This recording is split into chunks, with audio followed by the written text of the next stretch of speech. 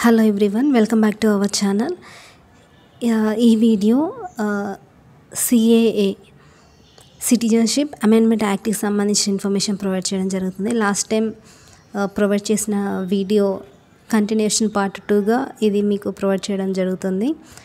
Last time వీడియోలో CAA అంటే ఏంటి, అమల్లోకి వచ్చినటువంటి సిఏఏలో ఉన్నటువంటి అంశాలు ఏంటి, అదేవిధంగా భారత పౌరసత్వ సవరణ చట్టం 2019కి సంబంధించిన ఇంపార్టెంట్ పాయింట్స్, అదేవిధంగా సిఏఏలో ఏముంది అనేది దాని గురించి చూసాం. ఇప్పుడు ఏ రాష్ట్రాలకు పౌరసత్వ సవరణ చట్టం నుంచి మినహాయింపు అనేది ఇవ్వడం జరిగిందనేది చూద్దాం.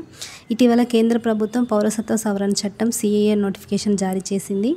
ఈ ఏడాది డిసెంబర్ నాటికల్లా బంగ్లాదేశ్, పాకిస్తాన్, ఆఫ్ఘనిస్తాన్ నుండి వచ్చిన హిందువులు, సిక్కులు, జైన్లు, బౌద్ధులు, పార్సీలు, క్రైస్తవులతో సహా ముస్లిమేతర వలసదారులకు ఈ చట్టం కింద కేంద్ర ప్రభుత్వం భారత పౌరసత్వాన్ని ఇవ్వనుంది.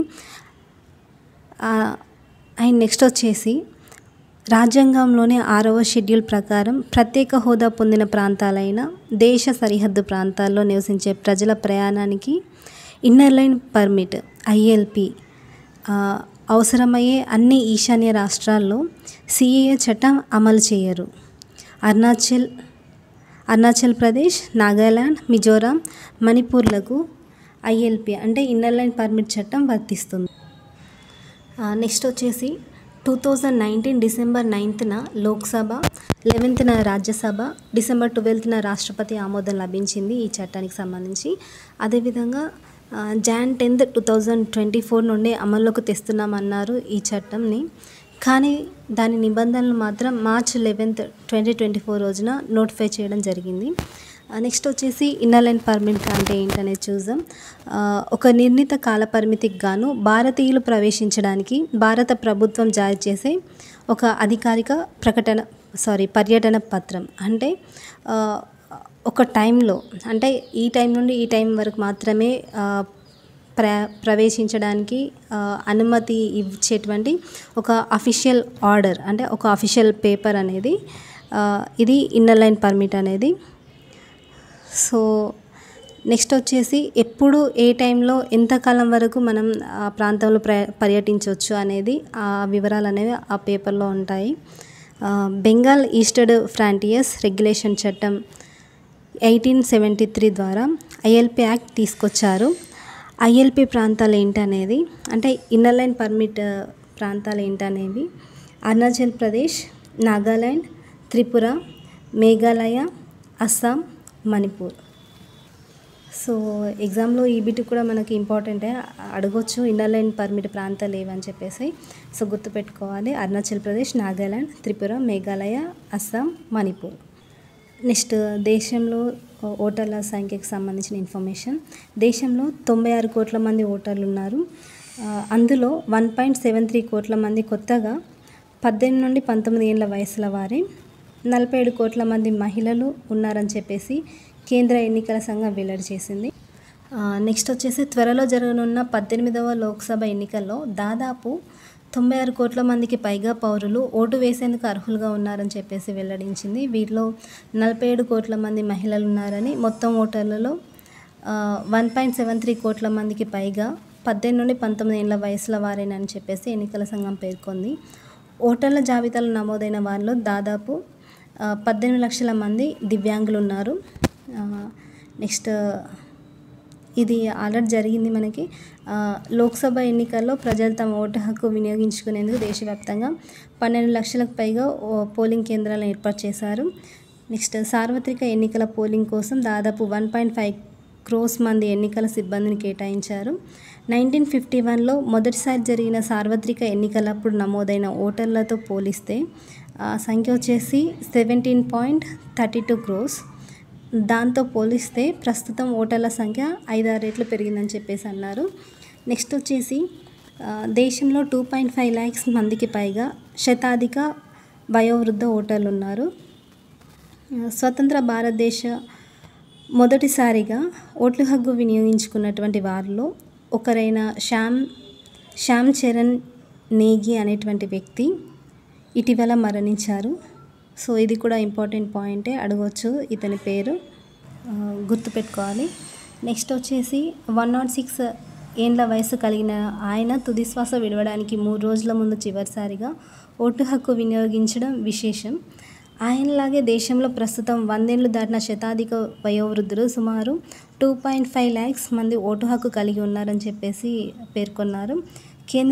కేంద్ర ఎన్నికల సంఘ గణాంకాల ప్రకారం ఓటర్ల జాబితాలో 2,55,598 మంది శతాధిక వృద్ధులు ఉండటం గమనార్హం.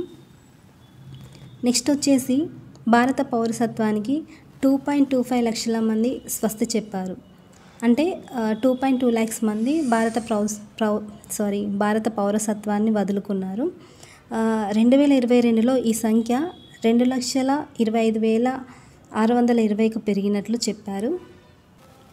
2011 నుంచి భారత పౌరసత్వాన్ని వదులుకున్న భారతీయుల సంఖ్య 16,63,440గా పేర్కొన్నారు. నెక్స్ట్ వచ్చేసి 59,000 మంది భారతీయులకు అమెరికా పౌరసత్వం అనేది లభించింది. అమెరికా పౌరసత్వం పొందిన వారిలో అంటే మొదటి స్థానంలో మెక్సికో దేశంలో ఉన్నారు. నెక్స్ట్ భారతదేశం 2వ స్థానంలో. నెక్స్ట్ ఫిలిప్పీన్స్ 3వ స్థానంలో ఉంది. 4th ప్లేస్లో డొమినిక్ రిపబ్లిక్ దేశం ఉంది. సో ఈ సీక్వెన్స్ అనేది మనం గుర్తుపెట్టుకోవాలి. ఇది కూడా ఇంపార్టెంటే, అడగొచ్చు ఎగ్జామ్లో. ఎంతమంది భారత పౌరసత్వాన్ని వదులుకున్నారని చెప్పేసి అడగొచ్చు. సో అదేవిధంగా భారత పౌరసత్వాన్ని వదులుకొని ఏ దేశానికి వెళ్తున్నారని చెప్పేసి కూడా అడిగేటువంటి అవకాశం ఉంటుంది కాబట్టి ఇది కొంచెం జ్ఞాపకం ఉంచుకోవాలి. అండ్ అదేవిధంగా భారత పౌరసత్వాన్ని వదులుకుంటున్న వారి గమ్యస్థానం అగ్రరాజ్యం అంటే అమెరికానే. ఫస్ట్ ఆఫ్ ఆల్ ప్రిఫర్ చేస్తున్న వాళ్ళు భారత పౌరసత్వాన్ని వదులుకుంటున్నటువంటి వాళ్ళు ప్రిఫర్ చేస్తుంది ఎక్కువ శాతం అమెరికానే. నెక్స్ట్ తర్వాత స్థానాల్లో కెనడా, ఆస్ట్రేలియా, యూకే ఉంది. సో నెక్స్ట్ వచ్చేసి ఎన్ఆర్ఐ పెళ్లిలో కొత్త చట్టం అనేది తీసుకురావడం జరిగింది. Law on matrimonial issues relating to non resident Indians and overseas citizens of India. దీనికి సంబంధించిన నివేదికను law commission chairman justice retired Rituraj Awasthi, కేంద్ర న్యాయశాఖ మంత్రి అర్జున్ మేఘ్వాలకు అందజేశారు. దీని యొక్క ప్రధాన సిఫార్సులు ఏంటి అంటే ఎన్ఆర్ఐ ఓసీలతో భారత పౌరులకు జరిగే వివాహాలను మన దేశంలో నమోదు చేయడాన్ని తప్పనిసరి చేయాలి. అంటే రిజిస్ట్రేషన్ అనేది కంపల్సరీ చేయాలని పేర్కొన్నారు. నెక్స్ట్ పాయింట్ వచ్చేసి కొత్త చట్టంలో విడాకులు, భాగస్వామికి భరణం, పిల్లల సంరక్షణ, వారి పోషణకు సంబంధించిన నిబంధనలు ఉండాలని చెప్పేసి పేర్కొన్నారు. నెక్స్ట్ పాయింట్ వచ్చేసి చట్టాన్ని ఉల్లంఘించిన వారికి సమన్లు అంటే వారెంట్లు జారీ చేయడం, న్యాయపరమైన పత్రాలు పంపించడానికి సంబంధించిన నిబంధనలు చట్టంలో స్పష్టంగా పేర్కోవాలని చెప్పేసి పేర్కొన్నారు ఆ సిఫార్సులో.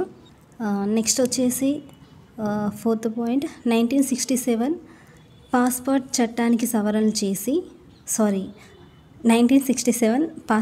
చట్టానికి సవరణలు చేసి వైవాహిక స్థితి అంటే మ్యారిటల్ స్టేటస్ని బహిర్గతం చేయడంతో పాటు జీవిత భాగస్వాముల 2 పాస్పోర్ట్లను అనుసంధానం చేయాలని చెప్పేసి పేర్కొన్నారు. ఈ విధంగా చేయడం వల్ల ఫేక్ మ్యారేజెస్ అనేవి ఉండవు.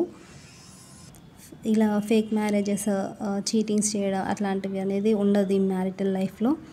సో ఇదొక ప్లస్ పాయింట్ అని చెప్పేసి అనుకోవచ్చు. మ్యాక్సిమం ఇందులో పేర్కొన్న అంశాలన్నీ కూడా ఇంపార్టెంటే. అండ్ నెక్స్ట్ వచ్చేసి జీవిత భాగస్వాముల 2 పాస్పోర్ట్లపై వివాహ నమోదు సంఖ్య అంటే రిజిస్ట్రేషన్ నెంబర్ అనేది మ్యారేజ్ రిజిస్ట్రేషన్ నెంబర్ అనేది ఉండేలా చూడాలని చెప్పేసి పేర్కోవడం జరిగింది. సో నెక్స్ట్ వచ్చేసి వివాహ నమోదు సంఖ్య ఎన్ఆర్ఐల వివాహానికి సాక్ష్యంగా నిలవడంతో పాటు వారి రికార్డుల నిర్వహణకు ఉపయోగపడుతుందని చెప్పేసి పేర్కొన్నారు. నెక్స్ట్ దంపతుల రికార్డులు హోంశాఖ, విదేశీ వ్యవహారాల శాఖ వద్ద ఉండాలి. ఇవే వివరాలు ఆన్లైన్ పోర్టల్ ద్వారా కూడా అందుబాటులో ఉండాలని చెప్పేసి పేర్కొన్నారు. సో ఇవన్నీ ఈ వీడియోకి సంబంధించిన ఇన్ఫర్మేషన్. అండ్ ఈ పార్ట్ 1, పార్ట్ 2 వీడియోస్ అనేవి నేను చేయడం జరిగింది. సో ఈ 2 వీడియోస్ అనేవి సిటిజన్షిప్కి సంబంధించిన ఇంపార్టెంట్ పాయింట్స్ అనేవి ఇందులో నేను ఇవ్వడం జరిగింది. సో ఎగ్జామ్స్కి ప్రిపేర్ అవుతున్న వాళ్ళకి తప్పకుండా షేర్ చేయండి, వాళ్ళకి యూజ్ అవుతుంది. వీడియో నచ్చితే లైక్ చేయండి. Thank you so much. Bye bye.